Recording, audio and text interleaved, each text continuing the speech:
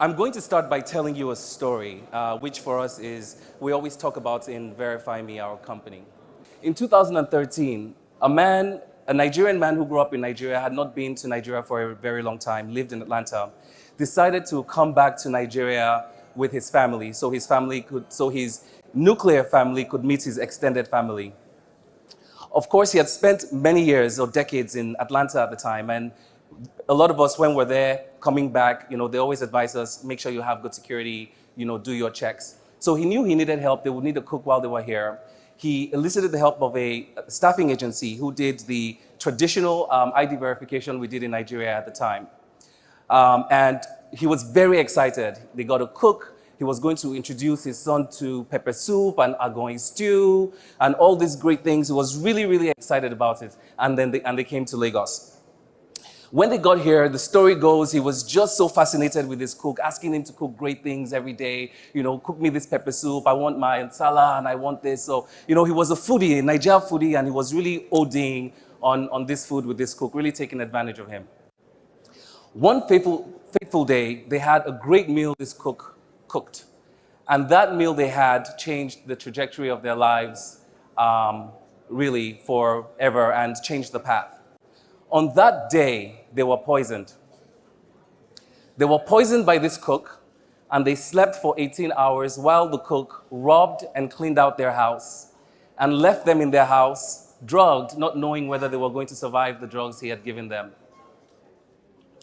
When they woke up, of course, the first thing a father thinks about is his wife and his child, right? This has happened. They were very sick. His son had to be airlifted out of the country because of the reaction to the drugs. He was so angry that he was determined to find the perpetrator of this crime. I'm going to find this cook. So the community got involved. They put flyers, pictures, descriptions of this cook everywhere. And concerned citizens started to call in saying, of sightings. I've seen him here. I've seen this cook at this location. Within a few days, believe it or not, they were actually able to find this cook working less than 5 minutes away in another home. They immediately descended on that home with the police. He was very excited. I'm going to get justice for my family. When they got there, this cook was working in this house with a different name. The police asked him for his ID. He had a completely different ID that he could get. There was no biometrics on his ID. They had no way to prove who he said he was before. He had changed his identity completely. In 2013, the advent of NIMC and BVN wasn't that great, and there were many, many Nigerians whose identity was not linked to biometrics.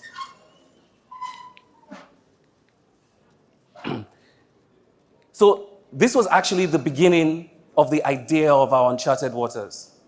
Ladies and gentlemen, this story is the story of the founder of Verify Me, Tunji Oluwole. When this happened to him, he was determined for this never to happen again to anyone. And the anger he felt and the love he felt for his son that this had happened made him determined to start a system where there would be biometric verification for employers, at least domestic employers in Lagos.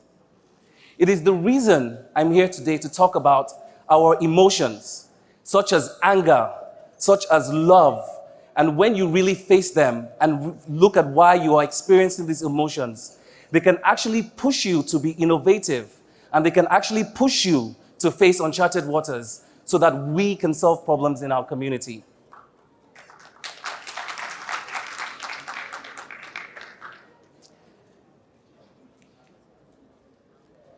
So one of the interesting things you guys are talking about, probably thinking is, wow, this Tunji story is, fantastical and terrible, and he's a great guy, but why are you here telling the story? Tunji is fine, Tunji is great, and we have together worked to build a company since all of this happened. Now, I am here today, and I'll tell you a little bit of my story, because by chance meeting, I was able to join this Verify Me journey in being in uncharted territory in Nigeria. And I'll tell you a little bit about myself. In 2015, I was visiting Nigeria, still living in Washington, D.C. In 2015, I'd been there for about 21 years at the time.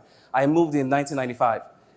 And I was, going to the airport, and my mom lives near the airport, so I was like, my mom told me she cooked this great soup as well, and, I have some time, let me, stop at her house and go, get something to eat. So as I got there, I ate. I said, I'll visit some friends. Walking down the street, on the street where I grew up, I saw a line of a few people registering. This is in 2015, under an umbrella and giving their biometrics. So I asked a friend, I said, what is going on here? And the friend said to me, oh, that's this company called Verify Me.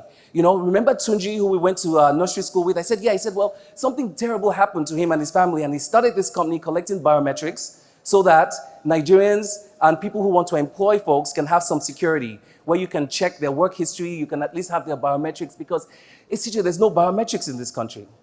Now, at the time, I had spent a few years as a portfolio manager at a company called Mantech International Organization, working on solutions architecture and enterprise architecture.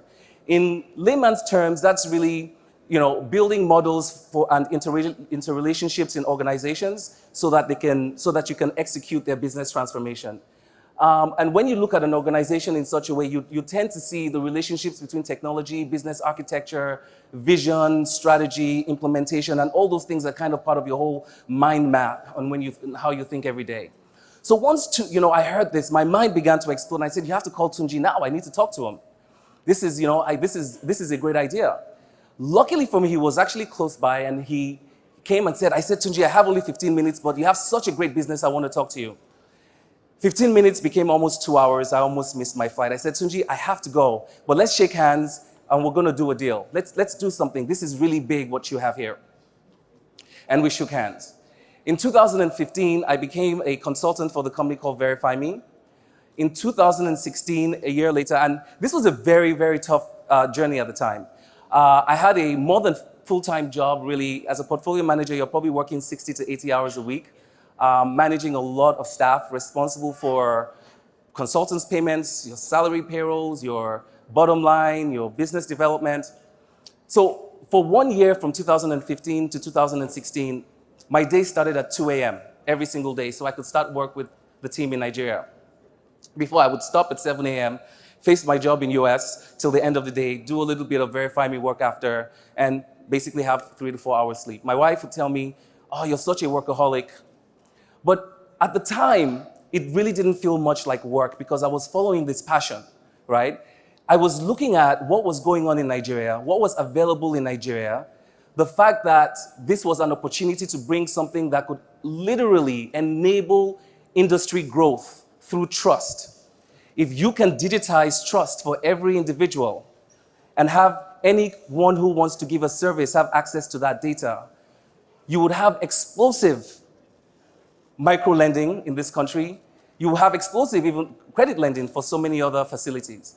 And one of the reasons we don't have credit lending, by the way, in Nigeria is because there's no proper ID verification and KYC, where you really get trusted information on people.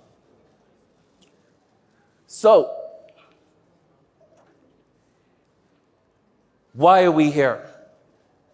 We're here today because in looking at our uncharted waters and the story of Verify Me, we've realized that it was the tragedy of what happened to Tunji, the fact that he faced his anger, the fact that he loved his family, but not just loved his family to say, oh, I'm going to run away to Atlanta and never come back here again, but loved Nigeria also to say, okay, I'm going to protect my family, but I'm going to build a solution that will also protect other Nigerians, is the reason we were able to get here to our uncharted waters. And it was only just the beginning, getting this idea. I will tell you a funny story about uncharted waters, or when you have a big idea. In 2017, when I was coming, after I had become a co-founder, I started out as the COO of Verify Me Nigeria. I had this great idea. I was flying down to meet the team in Lagos. I said, I had done my slides. I had 30-minute schedules for all the meetings we were going to have. At 10:30, I said we were going to break out into sessions. I think I arrived Sunday morning in Lagos. I worked the whole day. My office at the time was in Yaba. I said, I'm going to wake up. I'm going to be there at 8 o'clock in the morning. I'm going to try to show the team my, American experience and discipline and all of this great. I had this wonderful idea. had my coffee, got to work. I was, even serious face, really feeling serious with myself. As I got to the office, I was about to just knock on the door of my office. The general manager where I hired at the time opened the door and was like, Oga, there's been no light for 3 days. Nobody's laptop is working, and I don't know what you're going to do. And before then, I had set my alarm for 10:30, where at 10:30, we're going to break out into sessions so that we can have some small group meetings on the 2 hours of training that we had done. It was so funny and poignant for me because at 10:30, my alarm went off. And what I was doing at 10:30 was I was carrying a generator on the back of a pickup truck as the diesel was splashing on me and trying to figure out how we can basically fix this generator so we can get back to work. I wasn't expecting that morning. And this is one of the things I would say you have to be prepared for when you are in uncharted waters. We were in uncharted waters in two ways in Nigeria. One, our solution was new and never had been done before. And two, the level of unpredictability you are dealing with, because of course, as you know, in Nigeria, our ease of doing business is still under improvement, was also very challenging. And we had those two things to deal with at the same time. So as you're talking to international organizations and venture capitalists and trying to be as professional and corporate as you can with all your metrics and ideas, you literally can be doing so on a meeting in Nigeria and be using your leg to push the internet, so that your video call doesn't go off. And all of this has to be working in sync in this country. Those were things I never had to deal with in America, right? I remember once I was on a video call with a big customer, and it was interesting. I'm not normally on video calls, they're conference calls. And my internet went dead downstairs all of a sudden, and I knew I had internet upstairs. So without thinking, I carried my laptop and started running upstairs as I was talking.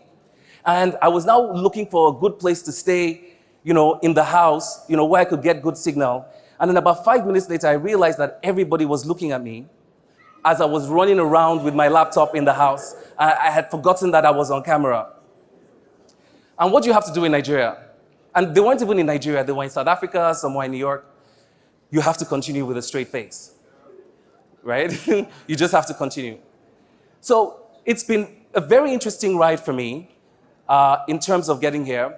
I've learned a lot that our emotion, our passion, and what we feel every day is what we're going to use to propel ourselves to change our country and change our circumstances and change our future. And so to all the people listening, to the youth, to people who have innovative ideas, it is one, your big idea, but that's actually not the uncharted water. The uncharted water starts when you start executing your big idea, right? And execution is a loaded word. Execution is consistency, so it's waking up every day if you have to, right? Execution is operational excellence, so it's always really committing to being the best. It's not really about, I think somebody had mentioned benchmarking. You benchmark yourself against the best. Execution is about professional integrity as well. And you have to bring all these different things together. So you have your big idea. You have your vision that's really going to take you to your uncharted waters. And you have your execution that's like your boat when you're in the water. If you don't have good execution, you're going to sink in that uncharted water. And I'm here today to also say, so why are we here? If you also really deeply think about it, all of us are born into uncharted waters in this country. When you're born, you're in uncharted waters. So the moral of the story really is, this is life, right? So as we grow up, we need to find those tools that will propel us forward, to take our stories, our narratives, our vision for us and for our betterments to take us to the next level. And use our anger, use our love, use our passion to get to that next level for Nigeria. Thank you.